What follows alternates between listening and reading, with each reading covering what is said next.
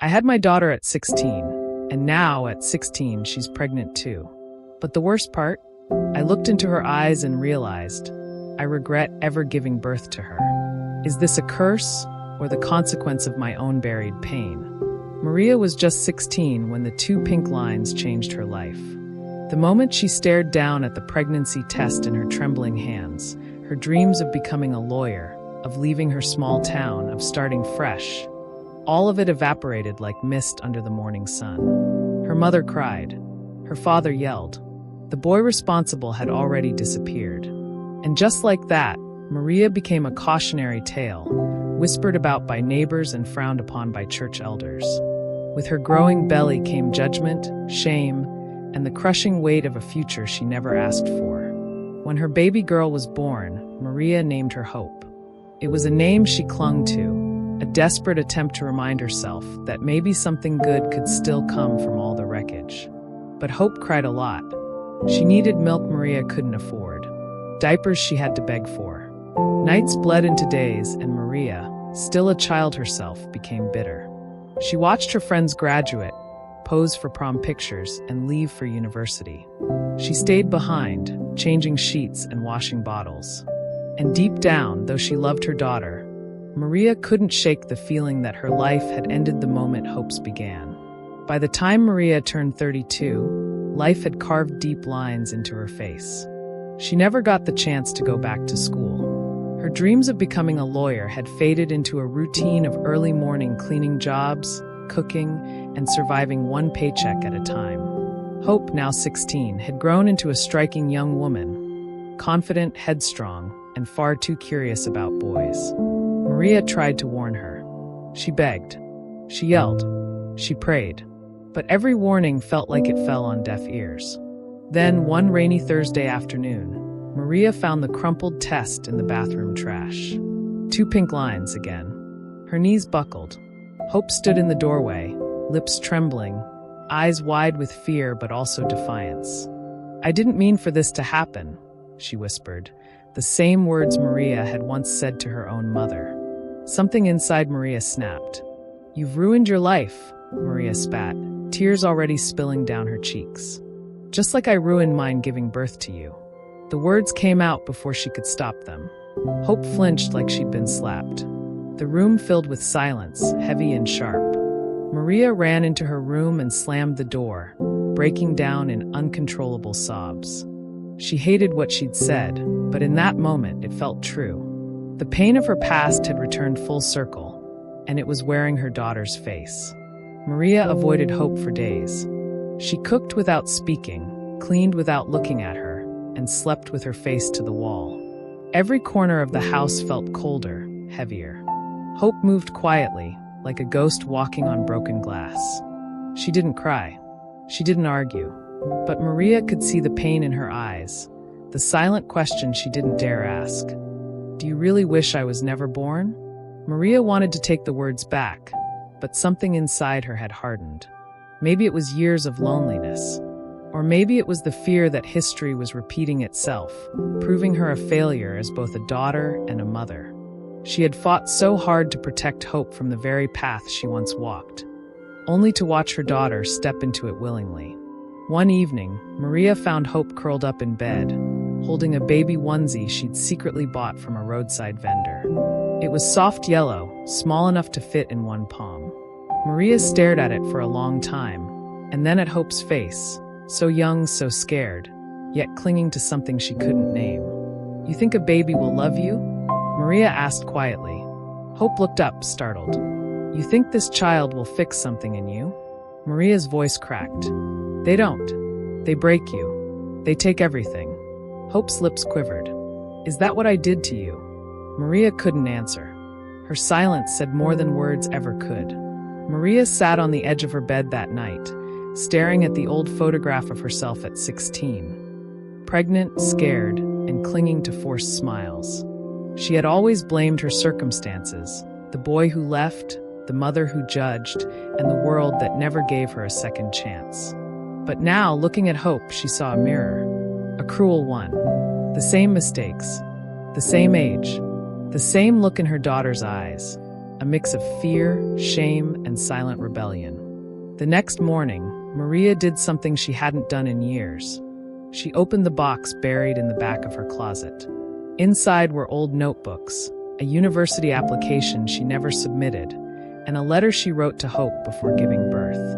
The last line read, "I promised to protect you from everything I couldn't escape." Tears burned her eyes. She had broken that promise. Hope was in the kitchen when Maria entered, still in her pajamas, sipping watery tea.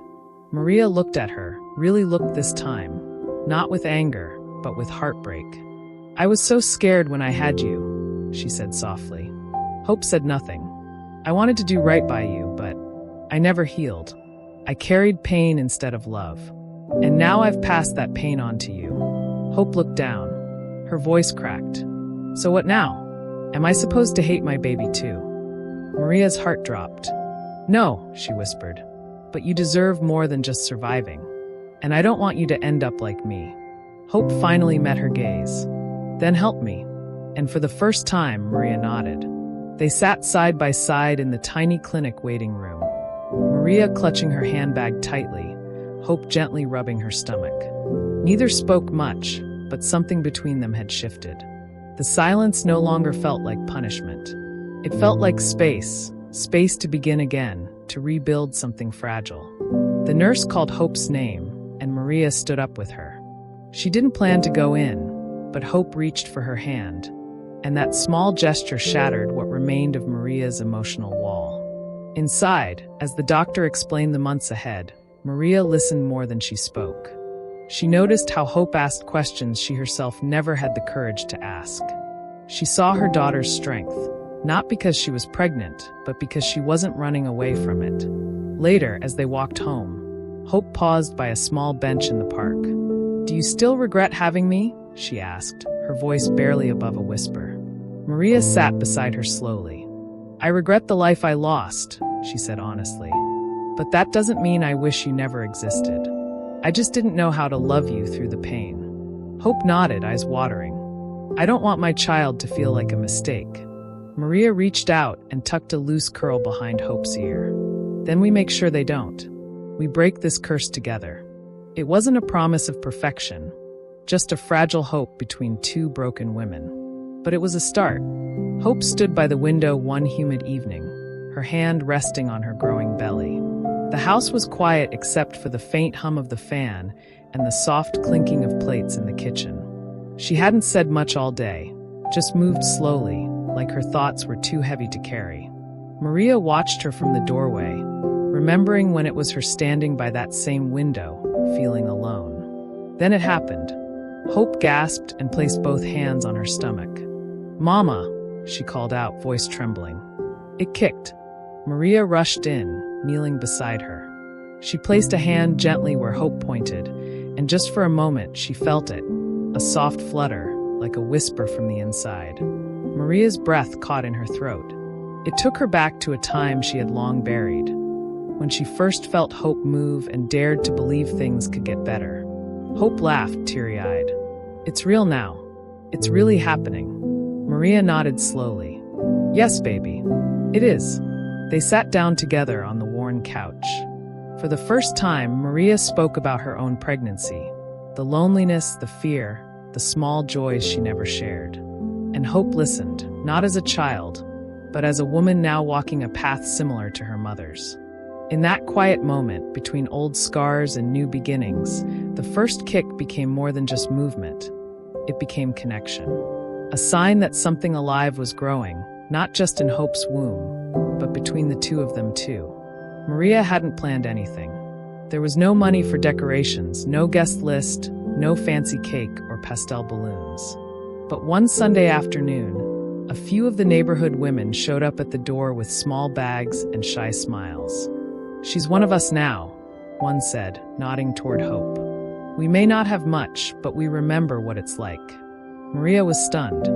Hope, who had been sleeping in her room, came out confused. But when she saw the little bags, baby clothes, soap, a pair of tiny knitted socks, her eyes welled up. It wasn't grand, but it was kindness. And for the first time in months, she smiled from her heart.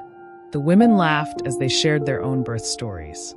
Hope listened wide-eyed as one auntie described delivering a baby in a taxi. Maria sat quietly at first, uncomfortable.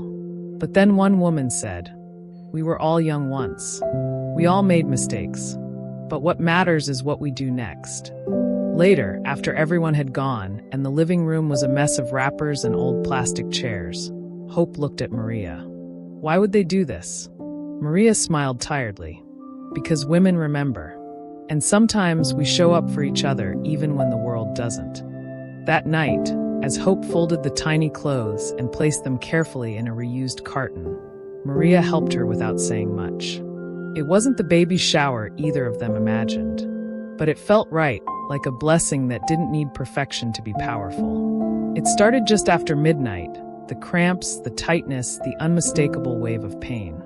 Hope tried to be strong, but the moment she doubled over and screamed, Maria was out of bed and by her side in seconds. The hospital wasn't far, but the ride felt endless. Maria gripped Hope's hand the entire time, whispering, "You've got this. You're not alone." In the delivery room, time stretched and twisted. Hope screamed, cried, begged for it to stop. Maria stood near the bed, her heart breaking all over again. Not just for her daughter, but for the younger version of herself who had endured the same pain alone. This time, she would not let history repeat with silence. "You are not me," Maria said, brushing the hair from Hope's damp forehead. "And this child will not carry our pain. You're stronger than you know." Hours passed, and then the cry came, loud, piercing, alive. A baby girl. Hope collapsed into tears. Maria's breath caught in her throat as she saw the tiny child placed in Hope's arms. The cycle had turned again, but something felt different. Not cursed, just unfinished. And now, maybe finally, there was a chance to rewrite the story. Maria sat beside Hope, looking at her granddaughter for the first time. "What will you name her?" she asked. Hope smiled faintly. "Grace. Because that's what brought her here." Maria nodded slowly, tears falling freely. "And maybe Grace is what will save us too." The house felt different now, quieter, softer, yet fuller. Baby Grace's cries echoed through the small rooms like tiny reminders of a fresh beginning. Maria watched Hope navigate motherhood with shaky hands but fierce determination. She saw herself in her daughter's sleepless nights and whispered lullabies, and she felt both pride and sorrow in equal measure. One afternoon, while Grace napped, Maria brought out an old notebook, the same one she had once written in as a scared teen mother. She sat across from Hope at the table, sliding it toward her. "What's this?" Hope asked, eyes scanning the worn cover. "My story," Maria said gently. "The one I never got to tell. I wrote letters to you, before you were born and after. Things I was too broken to say out loud." Hope opened the first page. Her name was written in shaky cursive. As she read, tears streamed down her cheeks, not just from the words, but from the pain she now understood. Maria reached for a pen and pulled out a fresh notebook. "Start your own. Write to Grace. Tell her who you are, even the hard parts. One day, she'll need to know where she came from and how far you've come." Hope nodded, pressing the old book to her chest. "I don't want her to grow up wondering if she was a mistake." "She won't," Maria said firmly. "Not if we raise her with truth, not shame. 2 mothers, 2 generations, 1 child, a new story, this time written with open hearts." The sun filtered gently through the curtains as Grace let out a soft coo from her cradle. Hope sat beside her, humming a lullaby Maria once sang to her when she was small. Across the room, Maria watched, arms folded and heart full. There was still struggle, unpaid bills, unfinished dreams, long days and longer nights, but something had changed. The bitterness was fading, replaced by something gentler, healing. Hope had started writing regularly. Her notebook, filled with raw honesty, sat beside the cradle like a second Bible. Maria often caught her whispering her truths to Grace, not the fairy tales, but the real stories. Of mistakes, regrets, strength, and love. Of what it meant to be a girl raised by a woman still learning how to live. Maria began smiling more. Sometimes she even laughed, something Hope hadn't seen in years. She returned to tailoring part-time, something she had given up long ago. For the first time in decades, she allowed herself to want more. Not just for Hope or Grace, but for herself. One quiet evening, the three generations sat together under the mango tree in their backyard. Grace giggled as a breeze played with her curls. Hope leaned on Maria's shoulder. "Do you still think we're cursed?" she asked. Maria shook her head slowly. "No, we were wounded, but wounds can heal." Hope nodded, her eyes on her daughter. "Then this is where it ends." Maria smiled, watching Grace reach for the sky. "No," she whispered. "This is where it begins." Sometimes, the greatest healing begins with the truth we were too afraid to speak. This wasn't just a story about teenage pregnancy. It was a story about breaking cycles, forgiving ourselves, and choosing a better path for the next generation. If this touched your heart, don't forget to like, follow, and subscribe for more emotional stories that matter. Because every story we tell has the power to change one life, or maybe even save it.